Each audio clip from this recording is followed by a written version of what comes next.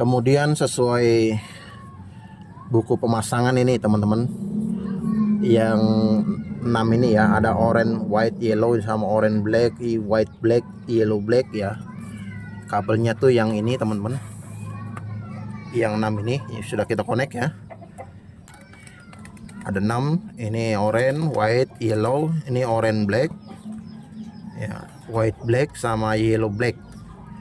Nah, di sini teman-teman diperhatikan, di sini ada central lock diagram. Di sini ada keterangannya teman-teman, orange, white, yellow.